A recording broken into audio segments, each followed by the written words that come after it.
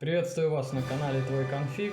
В общем, каждый из нас дома делает регулярную уборку, да, и сейчас появилось достаточно большое количество вещей, которые помогают это все делать, да, и чтобы это можно было сделать в более автоматическом режиме, друзья из магазина ТВ Сток подогнали вот такую вот мне штуку на обзор. Это у нас вакуумный робот-пылесос марки Kidford, бренд российский. В общем, делают вот такие вот доступные девайсы. Стоит он 6000 рублей. У ребят, которые мне предоставили его можно купить за 4000 рублей. В общем, смотрите видос. Сейчас будут технические характеристики и подробнее полевые испытания. Что это за робот-пылесос? Есть ли смысл такие вещи вообще покупать? Насколько эффективно он делает сухую уборку? Об этом в этом видео. Погнали!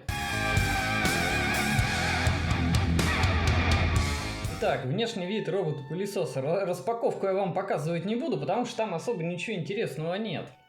В комплекте идет вот такой вот пульт, и он что, собственно, может? Включение-выключение, подача звукового сигнала. Ну, то есть, надо вам вашего хомячка шугнуть, вы ему попипикали, или там, ну, чтобы кто-то услышал, если вы управляете в ручном режиме, да? То есть, вот этими клавишами вы можете сами направлять его движение. Рандом. Это кнопочку нажимаешь, и он начинает двигаться хаотично. Есть такие игрушки, может, вы видели, машинка, там ты ее включаешь, она доезжает до стены, в стену упирается, разворачивается там на определенный угол, да, и едет в обратную сторону.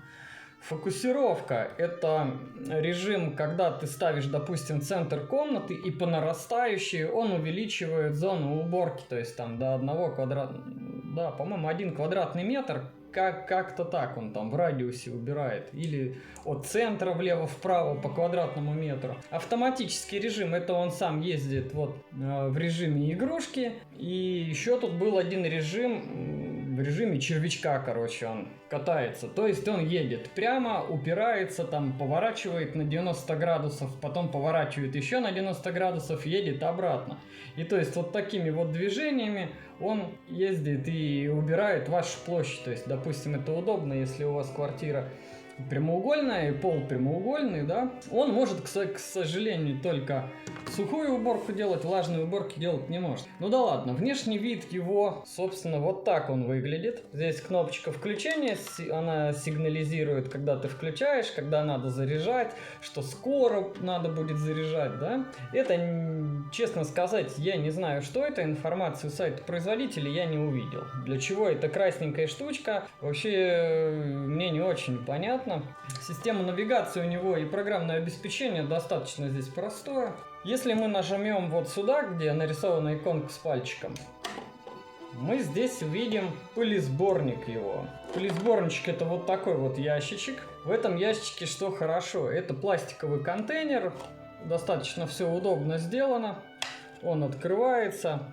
Здесь у нас внутри сетка грубой очистки получается и фильтрующий элемент бумажный, вот как, в принципе, в большинстве современных пылесосов сейчас, то есть, чтобы всякая пыль и мелочевка всякая застревала тут. Достаточно эффективно он собирает всякого рода песок, там, шерсть домашних животных, то есть открыл, продул, вытряхнул, хоп, поставил его, крышку закрыл. С задней стороны что мы имеем? Здесь у нас два колесика есть на подвесах, резиновые вот такие вот щеточки, которые привлекают колесико, с помощью которых меняют направление. Здесь оптических два датчика стоит и щеточки, которые нагнетают пыльку внутрь, да. То есть выглядит он, да, как современный робот-пылесос. Внешний вид такой, он не броский. В принципе, да, обычный, симпатичный достаточно. То есть, как бы, что тут еще, собственно, про него скажешь? По времени работы, как показала моя практика, он приблизительно катается от одного заряда минут 30-40 он точно ездит. Пылесборник у него на 200 мл.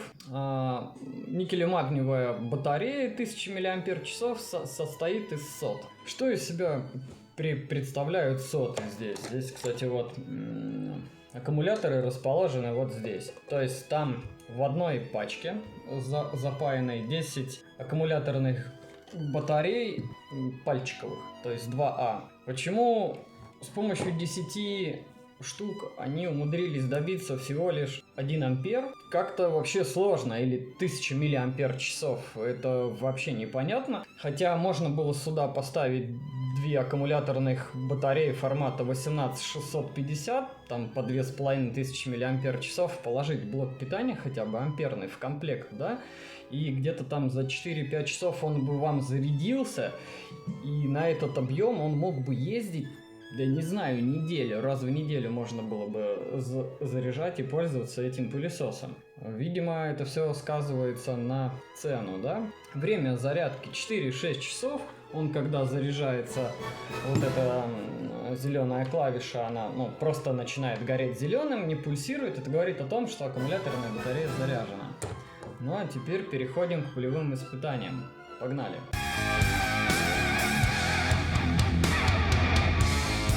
Так, прежде чем он начал работать, надо вот щелкнуть здесь тумблер. Тумблерок щелкнули, сгорелся зеленый индикатор. Далее берем пульт и нажимаем.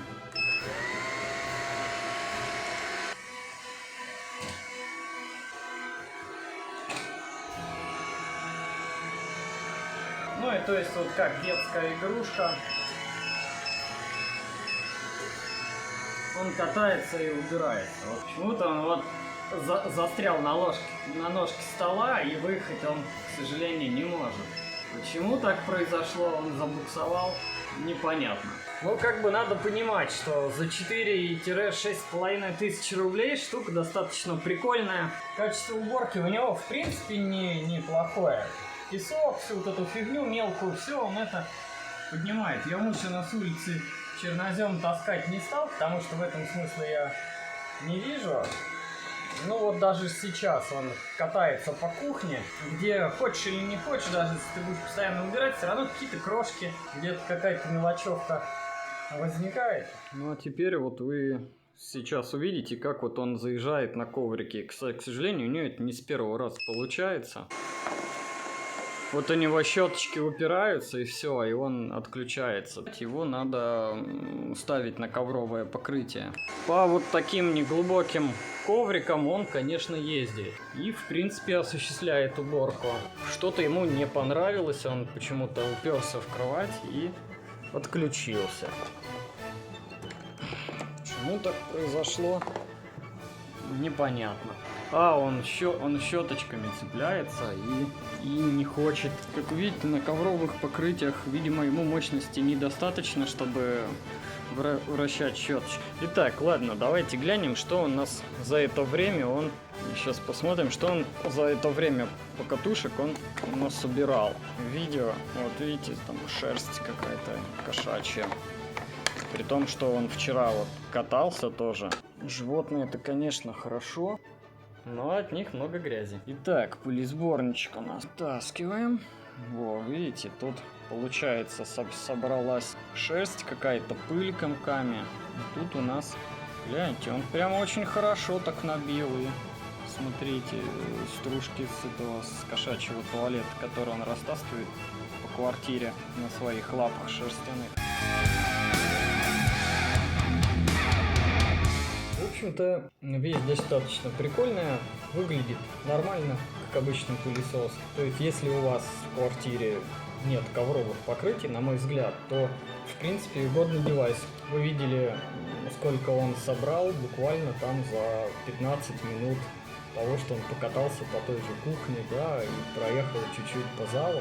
В принципе, покупать или не покупать, конечно, решать вам. Он без всяких наворотов, он не строит, как более дорогие пылесосы там стоимостью 30-60 тысяч рублей. Он вашу квартиру не знает, он план ее не рисует, но в принципе он достаточно неплохо убирает для мощности своего мотора, который, кстати, составляет 18 ватт. Вот здесь пылесос мощностью. Казалось бы, мало, да?